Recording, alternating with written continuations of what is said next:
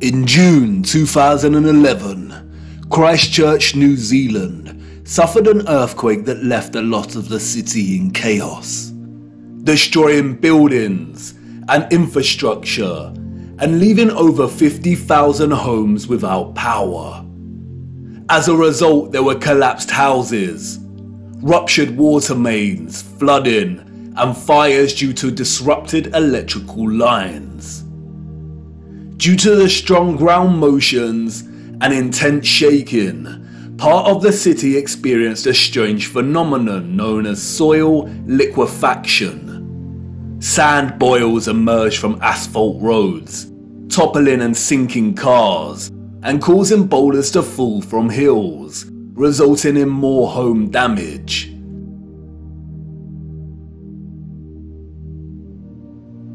Soil liquefaction occurs when saturated soil loses its strength and stiffness in response to an applied stress, such as shaking or other sudden changes, such as a strong explosion. Loose, saturated soil or sand has a tendency to compress when a load is applied, but in the event of a stress, such as shaking or an explosion, we see the opposite. The soil tends to dilute, and the result is treacherous quicksand or quick clay. The land turns to liquid, causing structures of heavy mass, such as buildings, infrastructure, and cars to start sinking, topple over, or collapse. It can also affect dams and bridges. Turbidity currents can also form huge landslides that are impossible to stop. In the worst case scenario, entire cities may be destroyed. As you can see, liquefaction can move entire areas of land.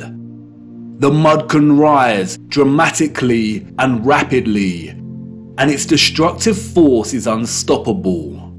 It is a well-documented phenomenon. The 1964 earthquake in Nagata, Japan caused liquefaction, and we can see the effects very clearly in these photos. The same here with the 1964 Alaska earthquake. Buildings toppling, cars sinking, infrastructure collapsing. Once the stress has subsided, the soil begins to solidify once again, and we can see the aftermath. Uneven, muddy streets remain where there was once road paving. Returning to photographs of 19th century cities, we see a similar situation here.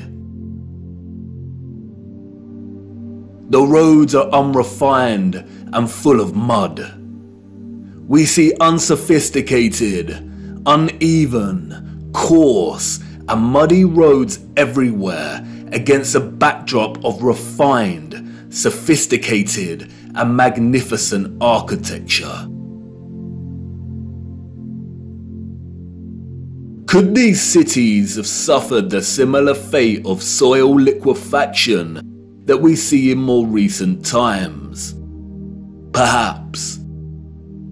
But unfortunately, muddy roads is not enough evidence to base any conclusions on, is it? Children ask the most vital of questions, and adults, in their foggy stupor, usually provide the most unsatisfactory answers, often regurgitating learned nonsensical information that leave the child's imagination unfulfilled. Squelching along these muddy 19th century roads, observing their surroundings, a child may ask, why did they build the windows so low to the ground?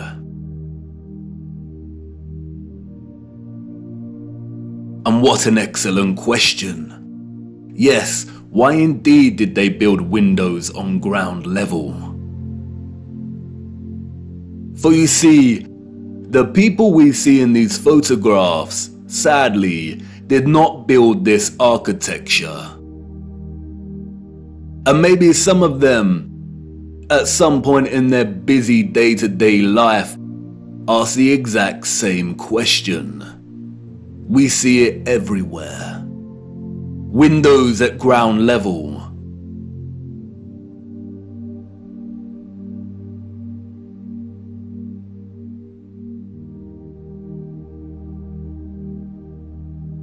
Windows partially below ground level.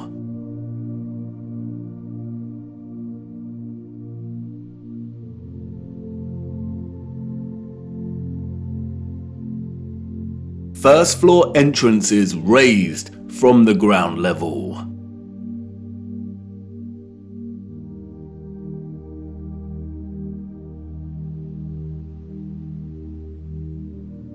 Steps leading down to entrances below ground level.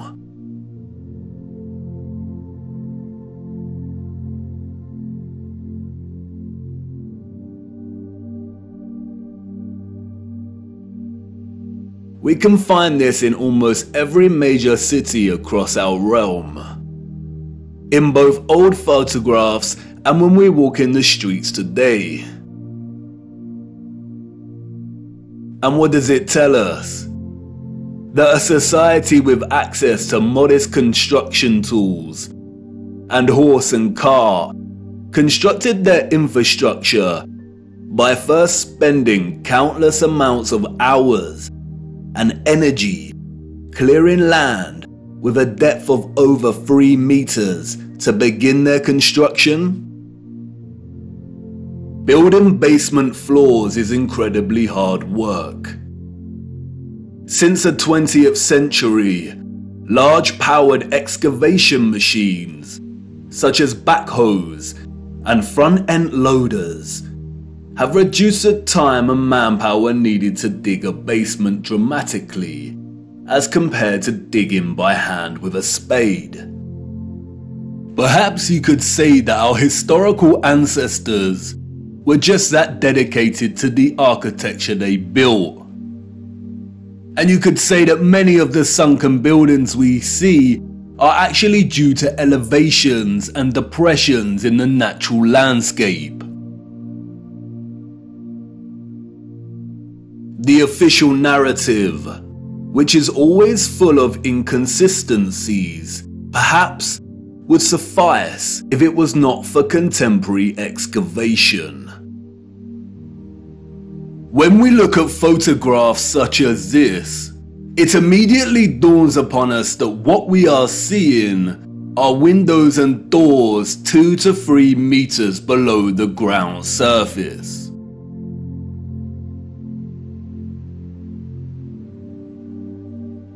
Why are there windows and doors underground?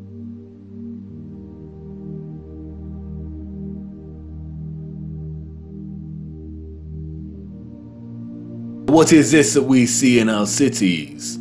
Natural soil accumulation over time? Geologists have never been able to ascribe a consistent value to worldwide natural topsoil accumulation, because it is impossible. Some regions of our realm experience consistent topsoil accumulation, whereas other regions actually experience consistent erosion. Many historians and archaeologists have noted that many cities over the centuries have been destroyed through war, and natural phenomena such as earthquakes, volcanic ash, and flooding.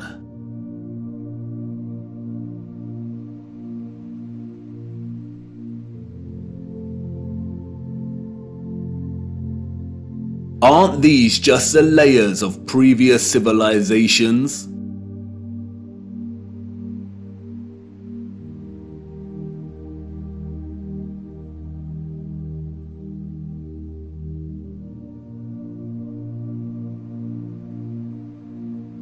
No, they are not.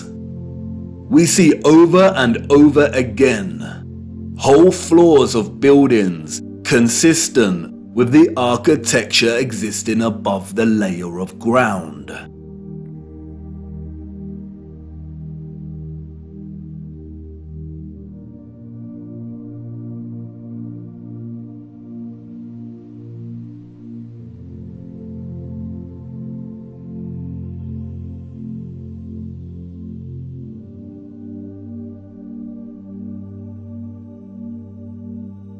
You see, what lies beneath is not the unfamiliar traces of previous generations, but of the same generation that built these structures. And once you really see this kind of sunken, buried infrastructure that exists in such prevalence across our world, you can never unsee it.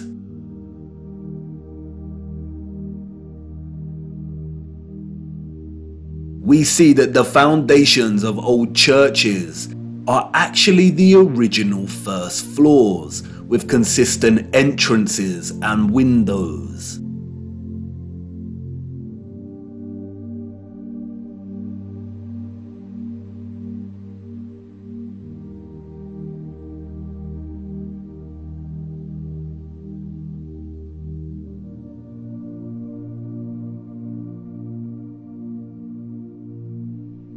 We see mosaics unearthed. We see pillars, columns and arches that were originally much larger, and it was the layer of soil that reduced their size, as if they weren't big enough to begin with.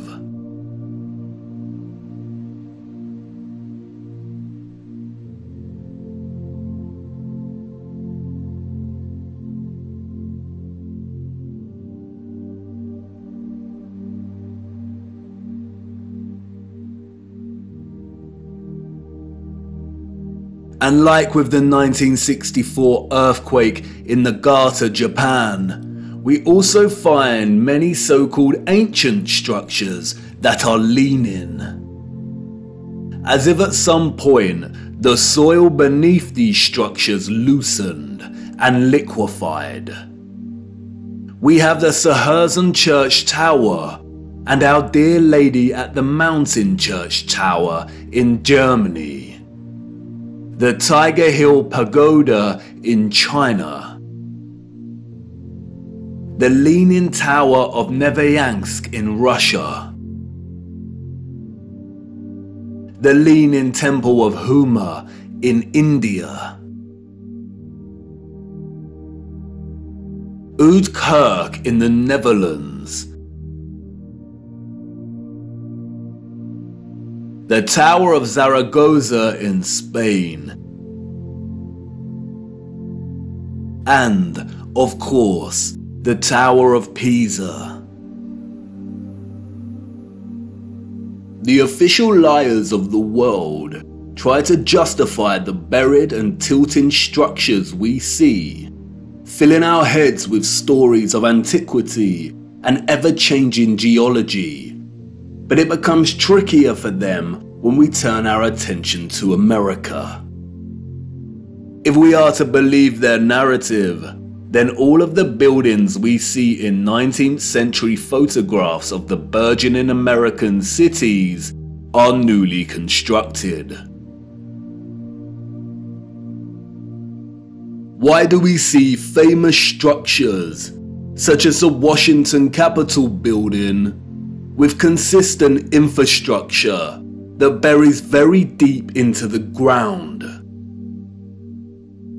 And again, the inconsistencies do not add up. Why would an underdeveloped people waste resources, energy, and time constructing the foundations of the Capitol building to be consistent with the column style we find above the surface? The foundations did not have to feature columns. Columns, we are told, are a stylistic choice, not a functional one. So why would they do this? In a nutshell, they wouldn't.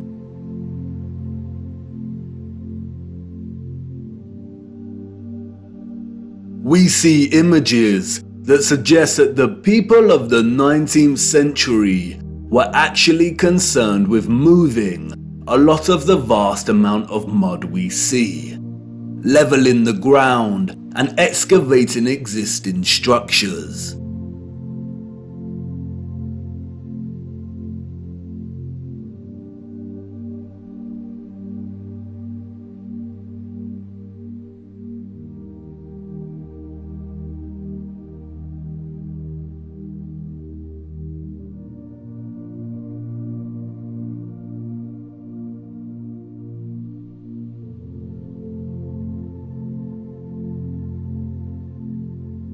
The consistency and prevalence of buried architecture across our realm indicate that whatever happened was a worldwide event, despite regional differences in natural topsoil accumulation and erosion. And there is no official narrative explanation that justifies the buried architecture we see. No explanation provided to justify the amount of mud we see in 19th century photographs of our cities.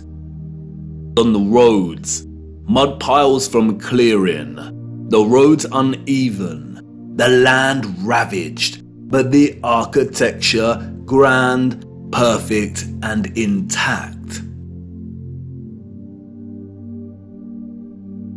Applauded by literary scholars for his use of fog as an opening simile and metaphor to paint a portrait of London as a corrupted hub amidst burgeoning industrialization, many often overlook that Charles Dickens's 1852 novel Bleak House actually opens with a different image. London, Michaelmas term lately over, and the Lord Chancellor sitting in Lincoln's Inn Hall. Implacable November weather. As much mud in the streets as if the waters had but newly retired from the face of the earth. Liquefaction caused havoc across Christchurch and the Garter. But these were isolated earthquake events, and only portions of each city were affected. It is not possible for there to have been huge, simultaneous earthquakes around the world during a similar period. Or is it? Even Wikipedia tells us that liquefaction can occur naturally or artificially, from an earthquake or other sudden change in stress condition.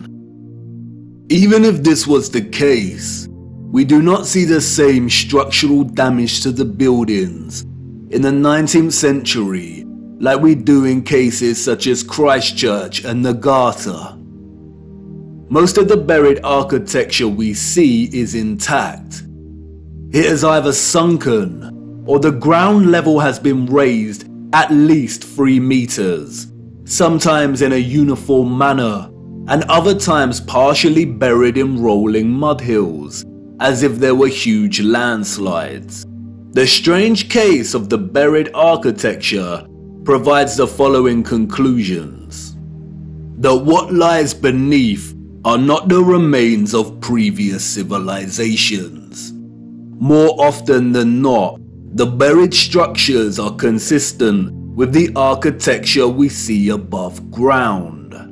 That the structures are much larger than originally suspected, and therefore they are even more of a construction impossibility for a Victorian generation of horse and car, and those existing before them. That natural topsoil accumulation and soil liquefaction are not satisfactory explanations for what we see here. Whatever took place had to be something much larger and widespread, such as a natural or artificial earthly cataclysm of sorts. As many of the photographs show, many citizens of the 1800s were responsible for moving much of the mud, leveling the ground, and excavating buildings, which suggests that whatever happened had happened very recently in their past. The complete absence of a reasonable mainstream justification for the buried architecture we see suggests that the controllers of our realm are deliberately trying to hide whatever happened. And what of the deserted cities we see in the earlier photographs? If these cities were truly empty, then we must ask why. We must also ask how all the people got there in the end. In the space of 30 or so years, we see a city go from barren to bustling. Interestingly, it is Charles Dickens and 19th century literature more generally that offers some clues. Two central themes run throughout 19th century Victorian literature. That of marriage and female chastity, and that of orphans and adoption. Many of the fictional characters we've come to love over the years are orphans. We have Oliver Twist and Pip from Great Expectations. We have little orphan Jane Eyre and Heathcliff from Wuthering Heights. We have Mowgli from The Jungle Book, Cosette from Les Miserables. We have Heidi, Rapunzel, Peter Pan, Snow White. We have Tom Sawyer and Huckleberry Finn and Anne of Green Gables. And these books were of their time, as far as orphan prevalence goes.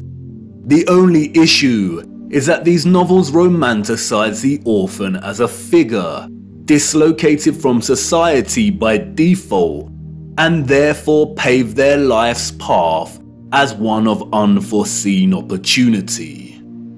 This was not reality.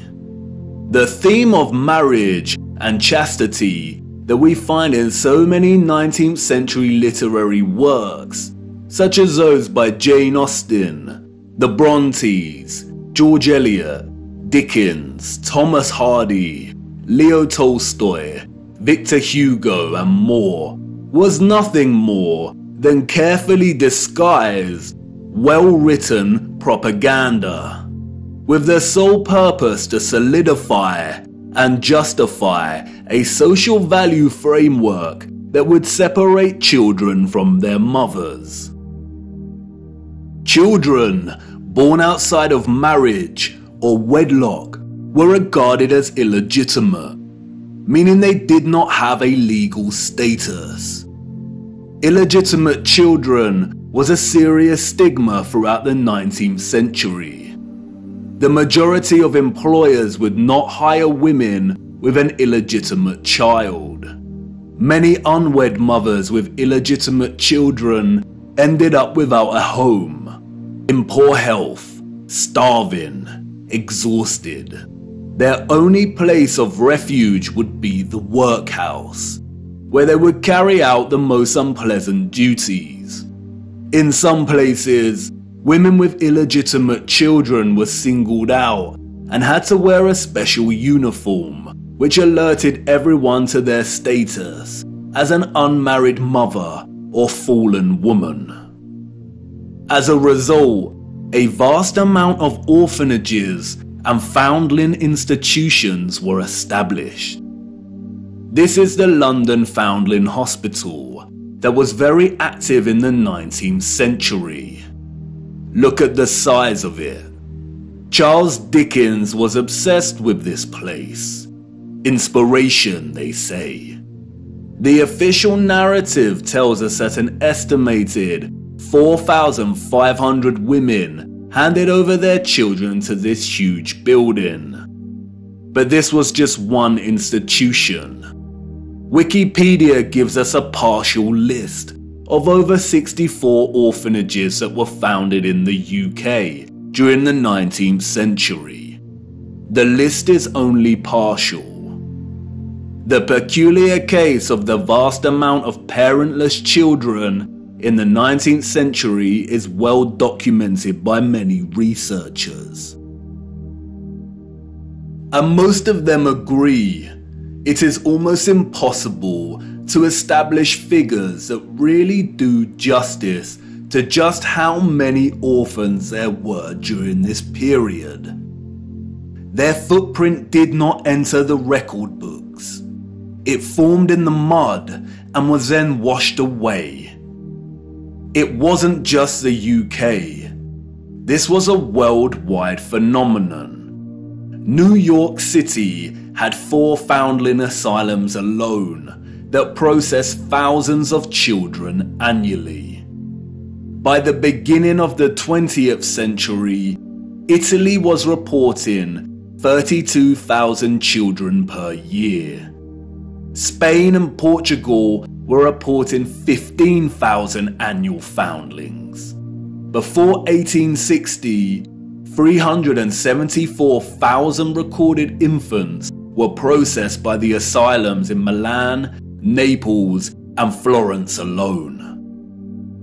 Historian David L. Ransell states that Moscow was receiving between 16 and 18,000 infants annually by the 1880s, and sending over 10,000 of these each year to outlying villages for care.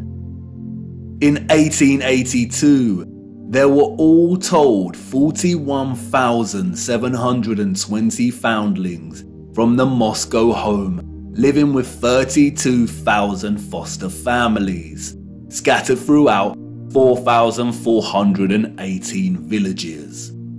A dozen villages had over 90 fosterings each. One thing that is often overlooked is that there were a series of laws passed in the 1800s, making it almost impossible for unwed mothers to keep their babies. The 1833 Poor Law Reformation introduced bastardy clauses that shifted the entire responsibility for the illegitimate child onto the mother. Social stigma meant that she would not be able to provide care for her child and would be forced to hand them over to the authorities, or worse. Advertisements for adoption or nurse care became popular in newspapers. And, as many scholars have pointed out, these were a front for what was termed baby farmers, or paid murder. As Dorothy L. Haller states, the adverts may have been misleading to the general public, but read like a coded message to unwed mothers. No references are asked for, and none are offered. The sum of 15 shillings a week to keep an infant or a sickly child was inadequate, and a sickly child and an infant under 2 months were the least likely to survive, and the cheapest to bury. Infants were taken, no questions asked, and it was understood that for £12 no questions were expected to be asked. The transaction between the mother and the baby farmer usually took place in a public place, on public transportation, or through a second party. No personal information was exchanged. The money was paid, and the transaction was complete. The mother knew she would never see her infant alive again. Most children, however, were not murdered, but were dropped off at the doorsteps of orphanages or the workhouse. All children taken into these institutions were given entirely new identities. They were provided for with shelter, food, and clothing temporarily, and then sent off to workhouses or another location. Photographs in the 19th century were scarce, but towards the end of the century we see more photographs and the last continent to experience such mass exodus of orphans was the United States. And it is here that we see evidence of the orphan trains. The first group of these orphans arrived in Michigan in 1854, and from that moment on, the movement shipped hundreds of thousands of children across the states until it ended in 1929. Officially, there were over 97 institutions involved in orphans and orphan trains in the 19th century. And again, this was not just the United States. Annie McPherson will go down in history as a woman who scammed more than 100,000 foundlings and shipped them from the United Kingdom to Canada, New Zealand, and South Africa, and even to the outer edges of the earth in Australia, so that they could be sold into child labour. Why do we see so many photographs of orphans in workhouses? Why are they working with machinery created for adult use? Were there not enough adults during this time to carry out this work? And then there is the strange case of the burgeoning American amusement parks at the turn of the 20th century. In addition to rides and exhibits, many of these parks featured an unusual attraction: infantoriums. Visitors of these parks could stroll around with ice cream and swing by these stations, a visit equivalent to that of a fully functional neonatal intensive care unit, complete with incubators filled with sleeping, premature babies. History has been kind to Martin Cooney. Touted as a hero, Cooney was the German mind behind the incubators. His first encounter with premature babies, we are told, was at the 1896 World's Fair. He knew immediately that the exhibition would save babies' lives. The technology to keep premature babies alive was expensive, and he knew the public would pay to see the babies in incubators. He would charge an entrance fee at the amusement parks to generate funds to help these babies live. Nurses tended to the babies as an enraptured public looked on. Like any other amusement, the premature baby exhibits included carnival barkers who tried to lure the public to come and see the babies. I don't know about you, but I find something very off about these incubators. Advertised as featuring living babies, a lot of the fairs where Cooney showed his babies also featured eugenics exhibitions. Eugenics is a field of corrupted pseudoscience that endorses selective breeding to improve the genetic quality of the human population. Eugenics was inspired by Darwinism and was a driving ideology that fueled the Nazis. Why are people paying to see living babies, as if they had never seen a living infant before? Did people of the time not have their own babies? And where are these infants' parents? How did they have the technology in the 19th century to keep premature babies alive in such a way?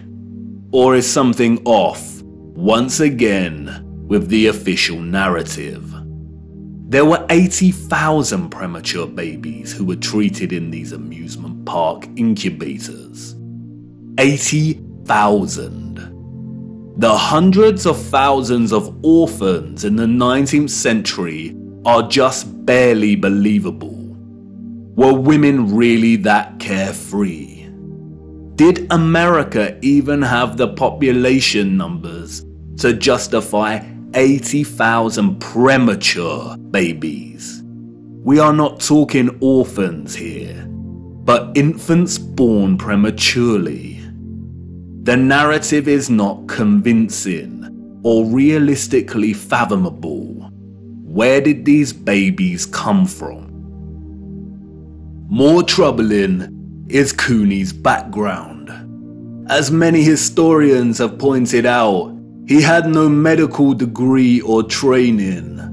His story is a very similar one of unconvincing philanthropy that we find surrounding some of our contemporary figures today that also do not have medical degrees. And then there is Marie Dressler, a Canadian silent film and Depression-era movie star.